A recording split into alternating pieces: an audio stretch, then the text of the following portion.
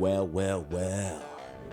If it isn't your boy Jer back in the saddle, it's Blue Mafia, baby. We're back.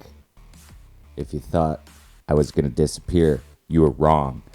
I've seen more and more podcasts pop up in the last year. I recommend everybody out there start their own podcast. And if you get frustrated because nobody's listening and nobody's liking and you're trying to get content out, we're going to talk a little bit about that, but we're going to talk about why more is better. Quality doesn't need to suffer with quantity. And there's an endless amount of things that you can talk about. So continue to be creative, continue to be different, continue to find ways in where you can break down this great game, this great godly game that is football. Like we do here at Blue Mafia. We try to do it a little bit different. You're not going to ever really hear me talk a lot about numbers, stats. I don't tend to back up my perspective with stats. I like to read in between the lines. I like to look at body language. I like to look at the way guys interact with their teammates. I like to look at the way that guys look up into the stands. I like to look at the way that a coach and a player interact. Not going to hear me talk about numbers on this pod, but you're going to hear me talk a lot of football. We do a lot of quarterback stuff here, if you don't remember, if you're new. Every week, usually during the season, I'll do a little segment on the local Buffalo Bills, and then I'll do what we call the top 5 quarterback matchups of the week, the implications. Probably going to keep with that structure for this year, but we're going to try out some new things for sure, and obviously because it's that time of the year, we're getting some practice. It's off season. Got a lot of things to look at with this Bills team, a lot of big changes, not a lot of drama this year. I was going back to last year and listening to the preseason stuff, and I was talking a lot about Dorsey already, and it was funny. We were talking about Beasley and the vaccine stuff. We're going to talk a little bit about Beasley today. We're going to talk about who's going to replace Beasley and why I think that person may be a little bit better. And I'm going to tell you why. And then also, we're going to do the quarterback shuffle. We're going to do a little bit of a quarterback shuffle. We're going to look at all the quarterbacks around the league. Not every single one, but 5 of the ones that I think are going to have a huge impact, huge implications. And that's in part 2. So part 1, we're going to do 5 things this offseason that I find to be unique and impactful on this Bills team and how they enter training camp and the expectations that come along with it. We talk a little bit about the general, Josh Allen. Hearing that R word thrown around. And I'm going to tell you why he probably is going to regress, but that's okay because rings over regression. Stick around. Thanks for listening. Really appreciate you out there listening. Buffalo Bills fans, fans of the game, fans of football. I spoke a little bit about it in the open, but just want to do a quick shout out to all the Buffalo podcasts out there other than Blue Mafia. And I'm not going to remember them all, but really like the stuff that they're doing at Cover One. It's inspiring to see these teams grow around the region and outside of the region. There's a lot of really good journalists out there. Tyler Dunn, Greg Thomasette. Don't really know how to pronounce everyone's names, but I did find it interesting how even Sal Capaccio and Matthew Beauvais and Matthew Fairburn, who's back, and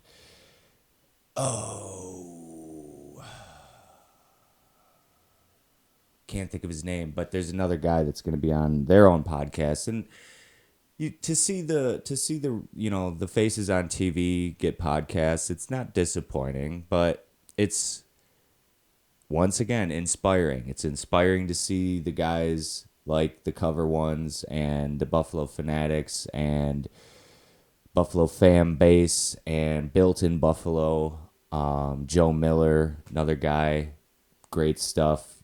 We're starting to see the podcast guy get the access. And last year, if you listen or read me at all at BLEUMAFIA.com, I put out an article about how you'd like to see the guys with this access do more with it or get out of the way so some of us other podcasters can have that access. So just want to quickly shout out a couple of those local pods and content creators out there. Also Justice Radford, awesome stuff. And like I said, I've been getting into some of the Cover One guys stuff, and who knows, maybe someday we can have a little bit of a podcast showdown. I'll host it, get a guy from one, guy from another, 5 questions, break it down.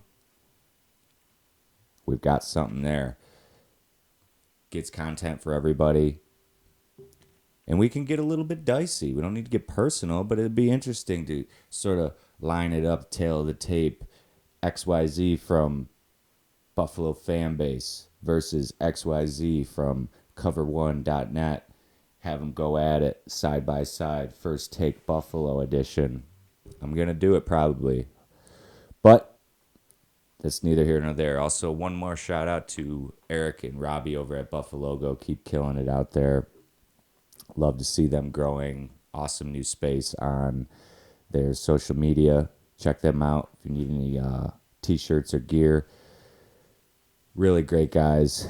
So once again, just want to do a quick shout out to all the people in Buffalo and outside of Buffalo that are doing great things. So keep it up. Now, I got 5 off-season thoughts. And once again, I'm not a big numbers guy. I'm not a big stats guy. I'll look at them. I'll read between the lines. But I think that there are things that can show up on a stat line in games that don't matter, or there's always a story behind a stat line. And I guess that's what you can get when you come here, is I'm always going to be looking for that story between the stat line. And one of those stories between the stat lines, for me, Jeremy Mountain here, is Josh Allen's weight. I've been following this story since he was a young pup. I love the way the kid plays. I love the way that he is an absolute savage. I love the way he leads. You know, if you've listened to me talk, I respect the hell out of Josh Allen. And that being said, I'm just hoping that he trims down by camp, because we can't be having Big Ben 2.0 out here just slamming wings and slamming beers. Jordan Poyer on the other side of the ball got his body and his mind right, got off the beer. I just want to make sure that Josh Allen is not taking advantage of all the Buffalo eats and Buffalo midnight meals behind a case of beer. Because the reason I say this, all jokes aside, is we need this guy on the field. I think we all can agree that we don't want to be watching quarterback controversy between Case Keenum and Matthew Barkley, especially when we have additions to this team that will make us a Super Bowl contender. And in my opinion, the bar for Josh Allen and the Buffalo Bills has been raised. The last 2 years have been exciting. I had those season passes a couple years back during the first sort of comeuppance of Josh Allen, and this team is hungry. I'm okay if they're not so humble anymore, because being humble is great, but we need to put the foot on the throat this year. We need to have no mercy. You've heard me talk about it a lot, but that process, what's that process now? Is that process going to be plateau and sort of just hope that the same process is going to get us across the final goal line and beat some of these young hotshot quarterbacks in the AFC to get to the Super Bowl, or is it going to be to take the next steps? Is it going to be taking care of the body, taking care of the mind, ensuring that the number 17 and all of the skill positions are all on the field? Will it be an upgrade? Will we see an enhancement? That's what we need to see. We don't need to see Josh Allen regress, but we don't need to see him plateau and become a Roethlisberger. We would much rather see him become a true professional, and we'll talk about some of those true professionals in part 2 during the quarterback shuffle. But some of these old guys without half the talent in Josh Allen's pinky finger managed to survive and managed to carve out a long career as a starting quarterback. And I'm not saying that I want to see Josh change the way he plays, but as we enter into this training camp next month, we need to see him trim, we need to see him serious, and we need to see him on a mission from day one. Because last year when we walked out for day one versus Roethlisberger and the Steelers, we took a lump. Number 4, the Bam Bam Bros. The Bam Bam backfield of Micah Hyde and Jordan Poyer. A couple of guys that are not making a lot of money. A couple of guys that have put in the work. They have waited their turn. They have lived and breathed the process. They have carried little ugly ducklings into the league and made the most out of their opportunity, and they've become stoic uncles of the league. Will they be able to sustain another 17-game season at the ages that they are? I hope so. Both of them seem to take care of their body very well. But what I'm looking at is who are the guys that are going to step up behind the great ones, the great Buffalo Bills and true professionals that are Micah Hyde and Jordan Poyer. That Bam Bam backfield, I'm really excited to see some of these rookies that have come in over the last few years step up. And the way that Von Miller will impact the tip balls and just pressure situations is exciting. That takes us right into number 3. And obviously we can lead right there with Von Miller. It's still sort of surreal to see the number 40, that sick face mask. The way that Von Miller impacts a team is clear. I think everyone can sort of see the way that guys respect him. He's coming from a true West Coast, that futuristic billionaires row Rams team where they had all the tools. They were sort of the hotshot team. They got Stafford in there, and they were able to finish the job. And that's one thing that I think Von Miller helps, is finishing the job. But I'm really excited to see how he impacts guys like Greg Russo, AJ Epinesa, and obviously cannot say enough about how excited I am to have Jordan Phillips back in this locker room. A couple years ago, he was one of my favorite guys. We've seen other guys rotate in. I was always a little bit, last year, I was always a little bit skeptical with the lack of snaps for some guys on the D-line. I totally understand being able to rotate guys in is puts you in a fortunate situation throughout the game when you have fresh legs rushing quarterback. But I'm all for it. But when I see a guy like Greg Russo and what he could potentially become with more and more experience in a game setting, I have a hard time not letting a hot guy stay in there. Sure, I'm sure there's some assignments and things that will get a guy pulled off the field if they don't do the right thing, and there's obviously some really serious execution factors when you're looking into the playoffs and the deeper you go into the off season or towards the postseason. But I want to see what Von Miller can do to mature this defensive line and continue to develop an absolute red wave of tidal death. This defense, as much as I want to see Josh Allen be able to perform at a high level once again, it's always fun, but we need him to be able to just go out there, trot out, run an offense, get off the field, and let the defense kill. That's what championship teams do. They execute, they count on that defensive line, but let's be honest, the offense is going to be fun to watch too.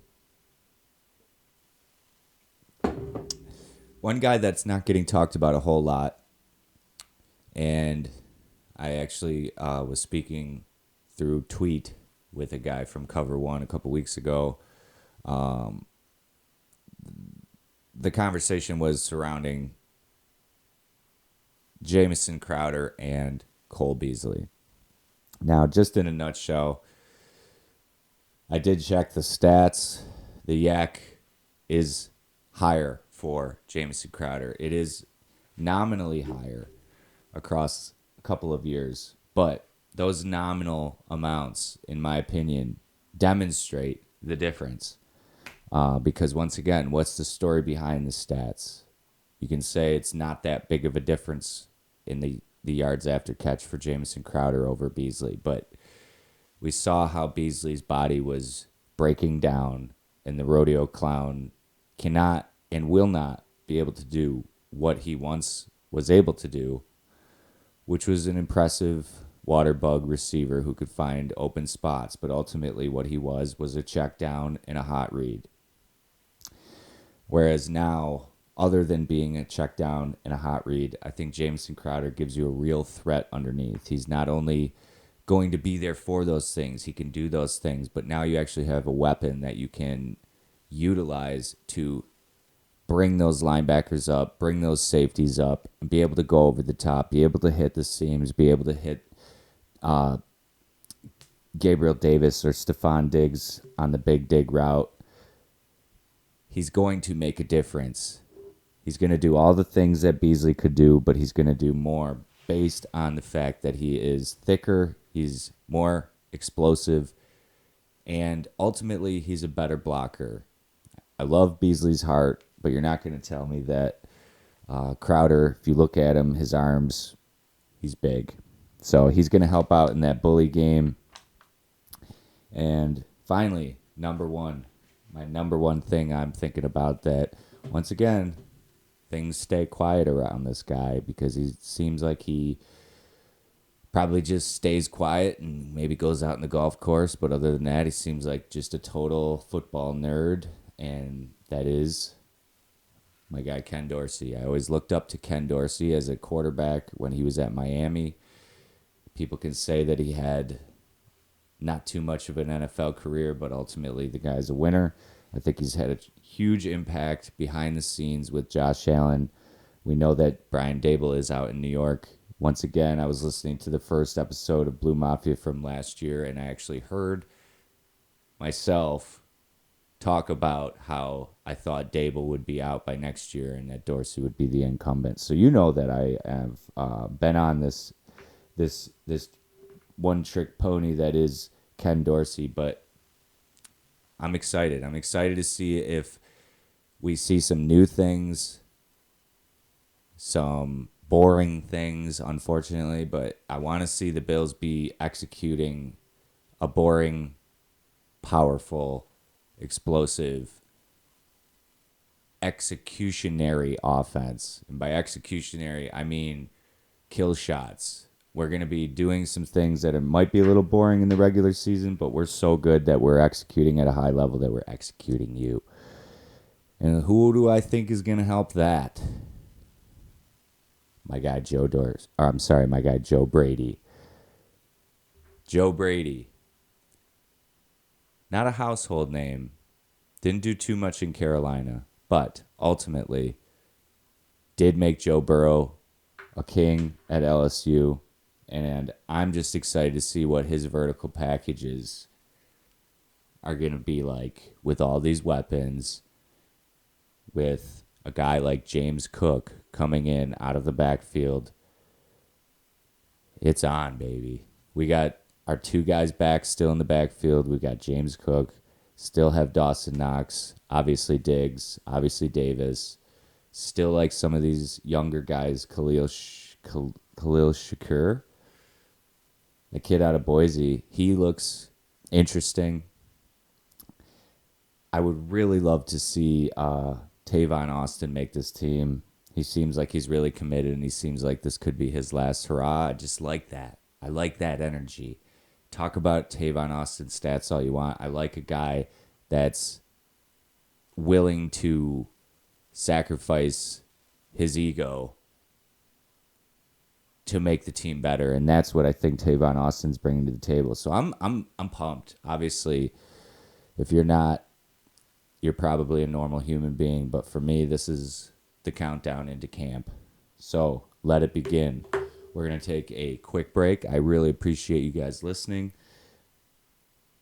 Remember this. I'm going to say it now. Ken Dorsey and Joe Brady. This is going to be an excitingly powerful offense, but it's going to take some getting used to, because I think that they're both smart enough to know that it's going to take an evolution, but ultimately if they can get the right pieces in the right places early to sustain, protect the quarterback, keep him safe until when it really matters, they're going to have some really creative concepts by the time the playoffs kick off. So we'll be right back with part 2, where we're going to just talk a little bit of the quarterback shuffle. 5 quarterbacks around the league that are in different places. I'm just going to give you a quick breakdown of what I think it's going to turn out like. So then you can basically keep an eye on me. Keep an eye on my figureless takes. The stories behind the stats. We'll be right back.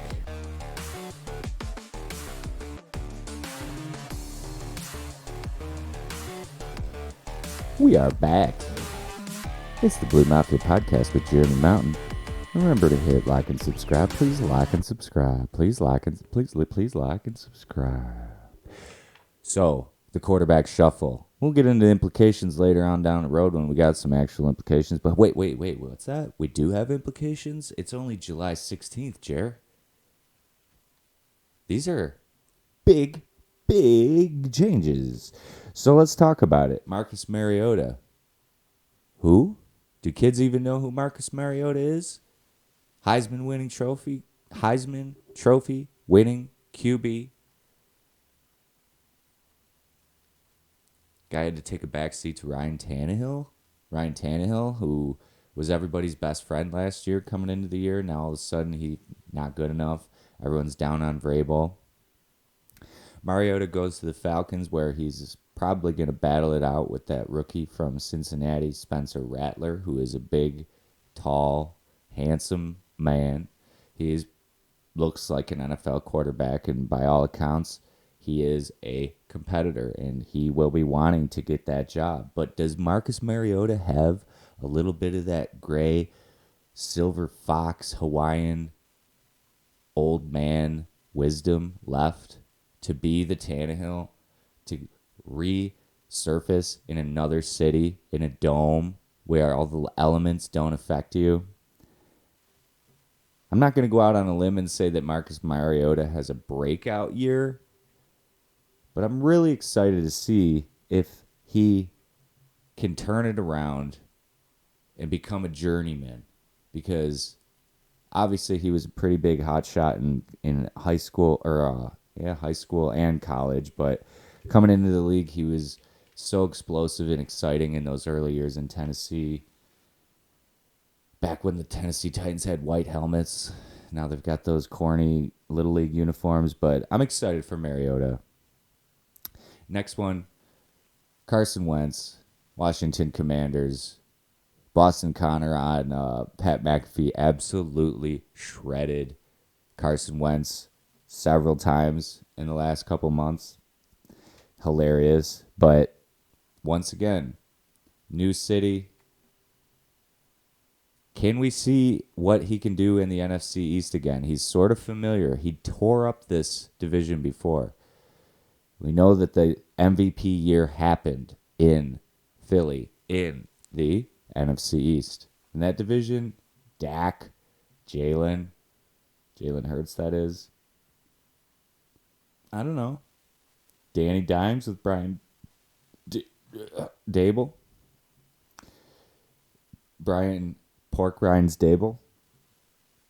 Wentz is, he's a physical freak. I think he's going to have a good year. I think he's going to shove it up a lot of people's you-know-what. His replacement, number 3 out of 5 here on the quarterback shuffle of summer 2022. Matt Ryan moves into a dome. Mariota's replacing him in Atlanta. He goes up to Indianapolis. Frank Reich's probable last shot because they keep showing up. They have all the tools, but they're not doing it. Matt Ryan, will probably see him fizzle out, but I just want to point out one story. Last year in Buffalo, cold game. End of the game, he rushes the ball, gets crushed at the goal line by Jordan Poyer, but scores, starts taunting, talking shit, gets a flag. Never seen this before. I wasn't sure if this was controversy, if I should put on my tinfoil hat for this one, but I've never seen a guy cross the goal line, talk shit, and then have a flag undo a touchdown, negate the points, and then take it off the board. Never seen it before in my life.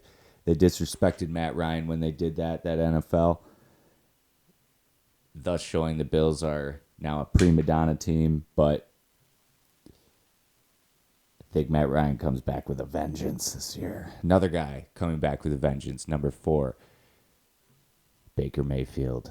Man, Carolina, they've got a coach from Baylor, run it up.